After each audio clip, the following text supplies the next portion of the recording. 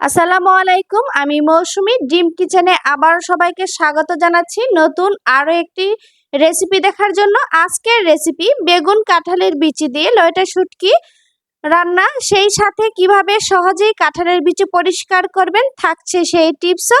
ভিডিওটি না টেনে সম্পূর্ণ ভিডিও মনোযোগ সহকারে দেখার অনুরোধ করছি। আশা করছি রেসিপি আপনাদের অনেক ভালো লাগবে এবং আপনারা উপকৃত হবেন। তো রেসিপি ভালো লাগলে ভিডিওটিতে লাইক দিয়ে চ্যানেলটি সাবস্ক্রাইব করে দিবেন এমন সুন্দর ও সহজ রেসিপি পাওয়ার জন্য। তো প্রথমে আমি এখানে কাঁঠালের বীজ নিয়েছি, এর উপরের সাদা খোসাগুলো খুলেছি আর লালটা রেখেছি। লাল খোসা সহ আমি এভাবে একটা ছোট বোতলে ভরে নিচ্ছি। এটা খুব সহজে পরিষ্কার করার জন্য এখানে সামান্য একটু পানি দিয়ে এটাকে এভাবে ঝাঁকাতেই থাকবো। বেশ খানিকক্ষণ পর এটা পরিষ্কার হয়ে যাবে। আর এখানে নিয়েছি লইটা শুটকি, ছোট করে কেটে নিয়েছি। এটাকে শুকনো অবস্থায় আমি ফ্রাই প্যানে দিয়ে এটাকে লাল করে ভেজে নিব, তাহলে এর ভিতরে যা ধুলা থাকে ধুলাগুলো পড়ে যাবে। একটু লালচে হওয়া পর্যন্ত এটা ভেজে নিতে হবে। তো আমার শুটকিটা মোটামুটি একটু লালচে হয়েছে, আমি এর মধ্যে পানি দিয়ে দিচ্ছি। পানি দিয়ে এটা মোটামুটি 3 মিনিটের মতো বয়ল করে নিতে হবে। এরপর এই পানিটা সহ এটাকে রেখে পানিটা ঠান্ডা হয়ে যাওয়ার পর এটাকে খুব ভালো করে ওয়াশ করে নিতে হবে। পানিতে এভাবে ফুটিয়ে নিলে শুটকি মাছের গন্ধ কম লাগে আর এটা জীবাণুমুক্ত হয়। এরপর আমি এখানে লম্বা সাইজের বেগুন নিয়েছি। বেগুন কিন্তু অবশ্যই লম্বা সাইজের নিতে হবে। এবার আমি বেগুনের এই উপরের অংশটা কেটে ফেলে দিব আর এটাকে মোটামুটি 2 ইঞ্চি পরিমাণ লম্বা করে করে কেটে নিব, ঠিক আমি যেভাবে কেটে দেখাচ্ছি। এরপর এটার আমি মাঝখানে এভাবে কেটে নিব। লম্বা বেগুনটা আমি এই কারণেই নিতে বলেছি যে এটার মাঝখানে এভাবে কেটে নিলে এটা একটা সুন্দর শেপে আসে, আর গোল বেগুনটা এভাবে সুন্দর করে শেপ করা যায় না। তো এরপর আমি বেগুনটাকে খুব ভালো করে ধুয়ে নিয়ে এখানে সাথে দিয়ে দিচ্ছি সামান্য লবণ আর সামান্য হলুদ দিয়ে এটাকে খুব ভালো করে মেখে নিব। তো আমার এটা মাখানো হয়ে গিয়েছে, আমি এটাকে 5 মিনিটের জন্য রেস্টে রেখে দিব। এদিকে আমার কাঁঠালের বিচিগুলো এভাবে ঝাঁকিয়ে খুব ভালোভাবে পরিষ্কার হয়ে গেছে, আমি দেখতে পাচ্ছি। আমি আপনাদের দেখাচ্ছি এটা কত সুন্দর হয়েছে।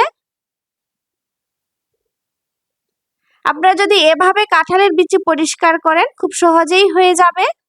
এই যে, আর এটাকে খুব ভালো করে একটু পানি দিয়ে হাতে একটু হালকা ঘষা দিলেই খুব সুন্দরভাবে পরিষ্কার হয়ে যাচ্ছে।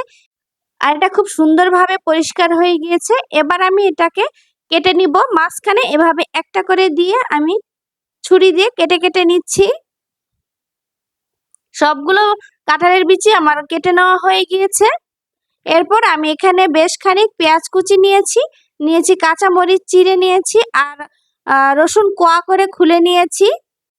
একটা ফ্রাই প্যানে আমি সামান্য একটু সয়াবিন তেল দিয়ে দিচ্ছি। তেলটা মোটামুটি ভালোভাবে গরম হয়ে আসলে মেখে রাখা বেগুন আমি এখানে দিচ্ছি, ভেজে নিব তাই। আর বেগুন মেখে 5 মিনিট রেখেছিলাম, তাই বেগুন থেকে অনেক পানি ঝরেছে। বেগুনটাকে আমি ভালোভাবে এভাবে ভেজে নিব। এই রান্নাটা খুবই সহজ কিন্তু খেতে অসাধারণ। আপনারা অবশ্যই একবার বাসায় ট্রাই করবেন। আর দেখবেন যে যারা বিশেষ করে শুটকি পছন্দ করে এরা তো এটার ফ্যান হয়ে যাবে। এদের পাশে যদি আর কোনো তরকারি রাখেন তারা কোনোভাবেই অন্য তরকারিতে হাত দিবে না। এই লইটা শুটকি বেগুন কাঁঠালের বিচির এই তরকারি যদি তারা পাশে পায় তাহলে আর কোনো তরকারিতেই তারা হাত দিবে না। তবে সবগুলো বেগুন ভাজা হয়ে গিয়েছে, উঠে নিলাম। এরপর আমি একই তেলের মধ্যে রসুন, পেঁয়াজ ও কাঁচামরিচগুলো দিয়ে দিচ্ছি। এখানে পেঁয়াজের পরিমাণ একটু বেশি দিতে হবে যেহেতু শুটকি মাছ। এবার এটাকে আমি নাড়তে থাকবো যতক্ষণ না পেঁয়াজের গন্ধটা চলে যায়, তবে একদম পুড়ে ফেলা যাবে না। এভাবে হালকা নরম হয়ে আসলে এটা হয়ে গিয়েছে।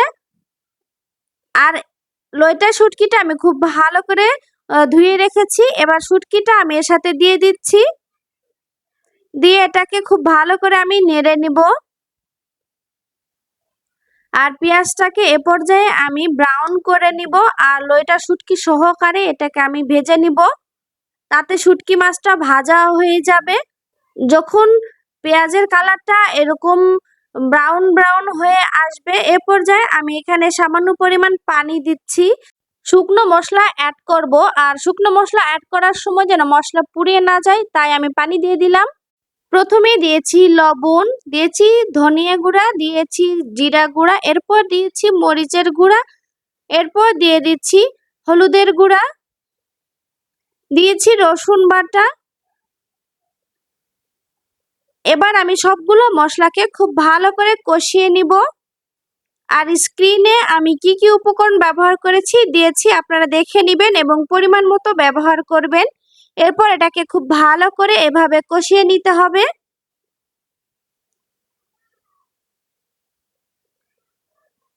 তো বেশ খানিকক্ষণ এভাবে ভাজা ভাজা করে কষিয়ে নেওয়ার পর আমি কাঁঠালের বিচিগুলো দিয়ে দিচ্ছি।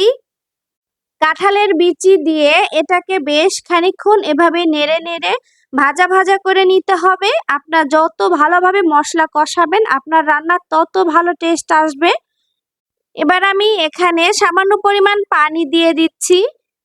এই মশলাটাকে কষিয়ে নিব, সেই সাথে কাঁঠালের বিচি যেন খুব ভালোভাবে সেদ্ধ হয়ে যায়। এটাকে আমি ঢাকনা দিয়ে দিচ্ছি বেশ খানিকক্ষণ জাল হওয়ার জন্য। আর এ পর্যায়ে চুলার আঁচ অবশ্যই মিডিয়াম টু লো হিটে হতে হবে। কিছুক্ষণ পর আমি ঢাকনাটা উঠিয়ে এটাকে খুব ভালো করে নেড়ে দিচ্ছি, আর আমি চেক করে নিচ্ছি যে বিচিটা খুব ভালোভাবে সেদ্ধ হয়েছে কিনা। তো আমার কাঁঠালের বিচিগুলো সেদ্ধ হয়নি, আমি আরো খানিকক্ষণ ঢাকনা দিয়ে এটাকে জাল করতে দিব। আরো বেশ খানিকক্ষণ পর এটা ঢাকনা উঠিয়ে আমি নেড়ে দিব। আর আমি একটা চেক করেছি, কাঁঠালের বিচি খুব ভালোভাবে সেদ্ধ হয়েছে। খুব সুন্দরভাবে এটাকে কষিয়ে নিতে হবে। আর ইতিমধ্যে আমার তরকারির কালারটা বেশ সুন্দর এসেছে এবং বেশ লোভনীয়। আর ভেজে রাখা বেগুনগুলো আমি দিয়ে দিচ্ছি এর সাথে। বেগুন দিয়ে এটাকে আমি খুব ভালো করে নেড়ে নিব তরকারির সাথে। যে কোনো রান্না করার সময় আপনি সবজিগুলো যদি একটু ভেজে নেন, আপনার রান্নাটার স্বাদ কিন্তু দ্বিগুণ হবে। স্বাভাবিকভাবে যা রান্নাতে আপনার তরকারির স্বাদ আসবে, বেগুন বা যে কোনো সবজি রান্না করার পূর্বে একটু ভেজে নেবেন হালকা, দেখবেন খুবই ভালো লাগবে খেতে, স্বাদ অনেকটাই বেশি আসবে। এবার আমি এটা বেশ খানিকক্ষণ নাড়ার পরে এটাতে আমি ঝোল দিয়ে দিলাম। ঝোল দিয়ে তরকারিটা হালকা একটু নেড়ে দিয়ে এটাতে আমি ঢাকনা দিয়ে দিচ্ছি। খুব সুন্দরভাবে বলক হবে এবং তরকারিটা একদম কমপ্লিট হওয়া পর্যন্ত এটাকে জাল হতে দিব।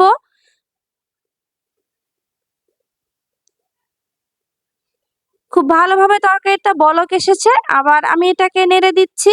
আর এ পর্যায়ে তরকারির লবণ একটু চেক করে নেবেন। আমার তরকারি রান্না একদম কমপ্লিট হয়েছে। আশা করছি আপনাদের ভালো লেগেছে। আপনারা অবশ্যই একবার বাসায় ট্রাই করবেন। খুবই মজাদার এই রেসিপি, আর লবণটাও একদম ঠিক আছে। তো আজকের মতো বিদায় নিচ্ছি, দেখা হবে পরবর্তীতে। আল্লাহ হাফেজ।